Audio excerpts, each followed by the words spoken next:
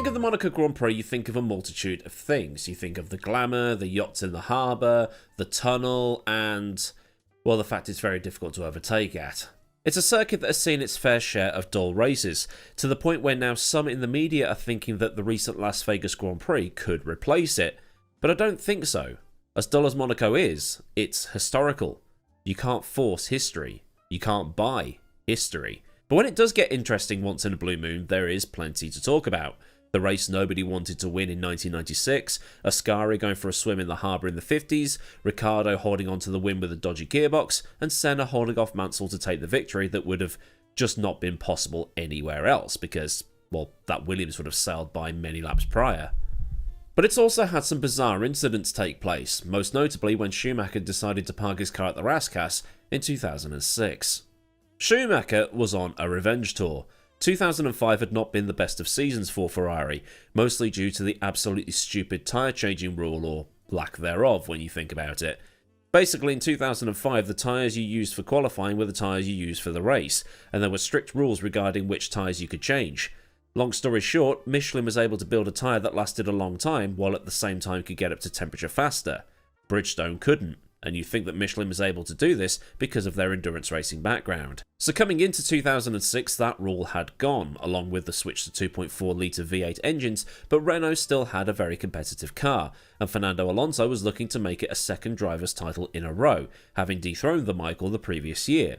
What had been a dismal season for Ferrari in 2005 was looking way more competitive in 2006. Another key change was that the Minardi and Jordan names disappeared from the grid as they now had new owners. Minardi had been purchased by Red Bull to become Toro Rosso and Red Bull's B team, while Jordan was now Midland F1. The BAR name disappeared too, as it was now fully under Honda's control. On the race weekend format, the current elimination qualifying system was brought in for the first time. While Renault had been the winners in the opening 3 rounds of the season, Alonso winning in Bahrain and Australia while Fisichella won in Malaysia, Schumacher and Ferrari had bounced back at Imola and the Nürburgring, with Schumacher winning Ferrari's home race in Italy and then his own home race in Germany, of which the former could have been considered payback for the previous year, when Schumacher only just missed out on taking the victory. Schumacher had also got pole at Bahrain and had comfortably outqualified Alonso in Malaysia, so as a one-lap car the Ferrari was definitely up there. Alonso would be next to take a home turf victory as he won the Spanish Grand Prix, and then the Formula 1 circus ended up in Monaco for that traditional end-of-May street race. Alonso had a commanding lead over Schumacher in the driver's standings. He had 54 points to Michael's 39, helped in part by Schumacher's retirement in Australia and the 6th place in Malaysia.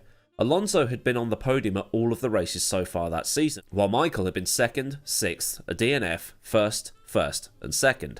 Seeing the two of them consistently up at the top was great television, but the fact remains, Alonso was, under this point system, over a win ahead of the Ferrari. In the third practice session, the final one before qualifying, Schumacher and Alonso were close, with Alonso being fastest by just over 0.2 of a second. On to qualifying then. The only time these days you get to see an F1 car properly ragged on the limit given how little room there is at Monaco for a mistake. And Massa found out the hard way, causing a red flag when he binned it at Casino Square.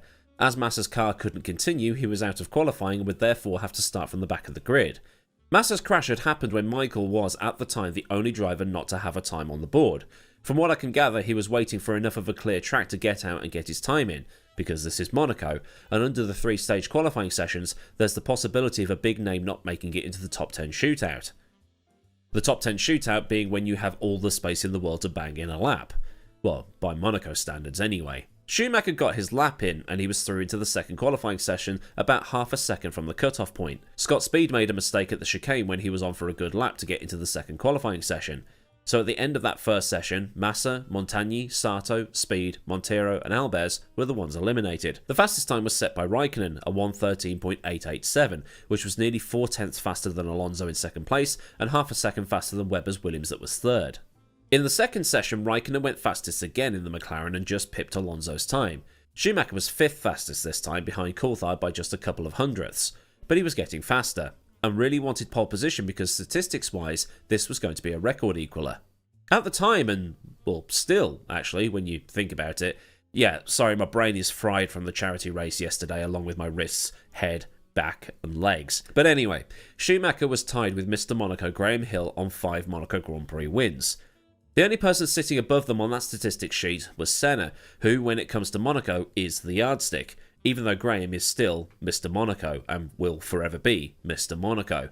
Senna only had one more win than Michael and Graham, around Monaco that is, and for Schumacher to go one better and be in a super elite club, 6 Monaco wins and maybe an 8th world title later on at the end of the season if everything goes to plan, that'd cement his legendary status in the sport even more than it already was. Schumacher went out in the 3rd qualifying session and banged in a 1:13.898, which was not the fastest time of the day, but still faster than anybody else had gone so far in the 3rd qualifying session. If you've watched Formula 1 for longer than 10 minutes, you'll know that track position from qualifying at Monaco is key. If you get pole position and a good start, if you're leading into Saint-Devote, you're already part of the way there. Second on the grid, you need a good start, like Damon Hill had done in 1996, ironically beating Schumacher off the line. Third or lower? Forget it. You'll have to do it in the pit stops or be brave overtaking. With people on their final flying laps, Michael was ahead of everybody else on track, and as he got to the Raskas, which is the second to last corner, that very tight right-hander, he just went straight on. There was a big poof of smoke as the tyres locked up, but he managed to do a little bit of a turn just at the end to make sure that the car didn't take the front wing off. I mean, he was 2 tenths down or so on his best lap time, so maybe he just saw what was going on and just decided, alright, I'm going to do it. And the reason I say that is because immediately eyebrows were raised. Alonso was 2 tenths up on Michael on his lap and he had to slow down, with his final lap time only being a couple of hundredths slower than Michael's first qualifying time.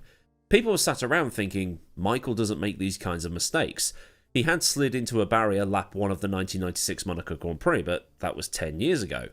It left a lot of people scratching their heads as to the last time Michael had made a genuine error on his own.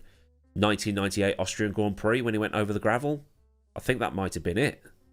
Schumacher claimed he'd made a genuine mistake, but the onboard footage wasn't going in his favour, especially when there was that convenient wrench of the steering wheel to the right to avoid taking the front wing off. Jacques Villeneuve was probably the most vocal driver in the paddock about it, because it's JV, saying he hoped it was deliberate and then followed it up with, if you can make a mistake like that, you shouldn't be driving a racing car. Then the stewards issued a statement saying that they'd be looking into the matter. In a Sky Sports documentary called The Race to Perfection, Felipe Massa revealed a part of a conversation that had happened in the lead up to that qualifying session. We had a meeting with the team. We were talking about qualifying. You had 2 sets of tyres for qualifying and Michael said, yeah, but if we're quicker straight away and then we go in for the second set, assuming they do a lap and if it's quick they put on the fresh tyres and go again just to make sure that the best time goes up on the board. Ross Brawn then said, maybe we can create a yellow flag. I said, for fun? Not seriously, for fun? Now, it has to be said here that Massa's English is a bit broken, so when Massa says for fun, assume he's saying, you're taking the piss, right? I remember after I said, I can't believe he did it. He did it, and then he went on to say that he didn't do it.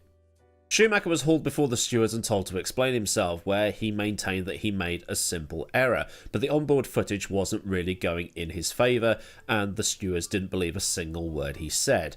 It's a bit like that time Top Gear went to Reno in those muscle cars and they were revving the bollocks off their engines to get the car alarms to go off.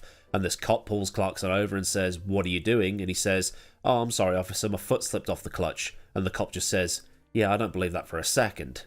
But this is the thing, proving it's premeditated or not. Flashback to 1997. The FIA determined that what Schumacher did to Villeneuve was a deliberate attempt at removing another car from the race, but they couldn't prove that it was premeditated or not, which is why Schumacher was spared a ban for 1998.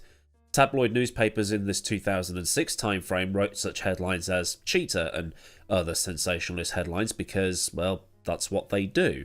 But it makes you wonder if Brawn's little joke about causing a yellow flag left something lingering in the back of the Michael's mind there. But that was the thing with Michael. If he was going to do something, he was always in the heat of the moment under some sort of pressure, like it was in 1997. And apologies that I keep using this reference, but it's kind of the reference to use. I don't think that at any point across that 1997 season finale weekend at Jerez, he thought, if JV tries to sling it up the inside, I'm having him off. Schumacher's times were deleted and he was made to start the race from the pit lane. As Schumacher had the provisional pole time, everybody else was bumped up a place. Alonso, whom the Michael was trying to stop, ended up with pole position anyway.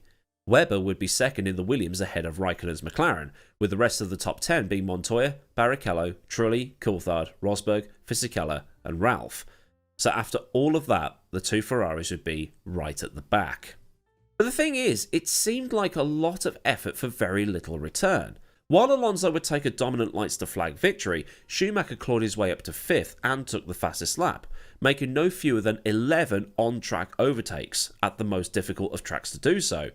Given his pace around the streets of Monte Carlo that day, it's probably fair to assume he could have taken not just a lot more points, but could have won if Ferrari and Brawn can out-strategize Alonso. This is also the Grand Prix where, hi, editing Aiden here, and I did genuinely forget this point, this is the race where Raikkonen retired and then went and spent the rest of the Grand Prix on his boat drinking beer or whatever it is Kimi did. So instead of the 8 points he would have got for second, he got half of that, 4 for coming 5th. So going into the final race of the season, Schumacher and Alonso would have been separated by 6 points instead of the 10 they actually were, which would have made things a bit easier for him in that final race. But it's all what ifs. As Ross Brawn said, Michael had occasional aberrations, things you could never give a logical explanation for. He had this incredible competitiveness that drove him, and sometimes it would short circuit. Monaco pole, it's normally a given that you want it, but on that occasion with the strategies that we had and the tyres that we had and the car that we had, there was actually no need for it.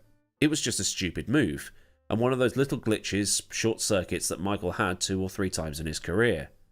And the incident was at the front of everybody's mind when Nico Rosberg basically did exactly the same thing in qualifying for the 2014 edition of the race, although he did it at Massenet. The FIA took the telemetry and had a good look at it, but allowed Nico to start from pole position where he would go on to actually win the race when they found that there was no evidence of wrongdoing. So then, a look at Michael's parking ticket from the 2006 Monaco Grand Prix.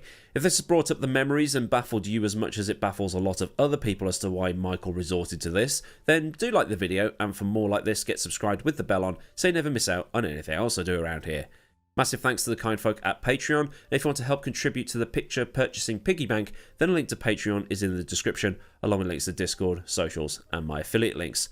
Well, there's memberships and super thanks under the video if you want to contribute there. So until next time, I've been Millward, have a great day wherever you are, and goodbye.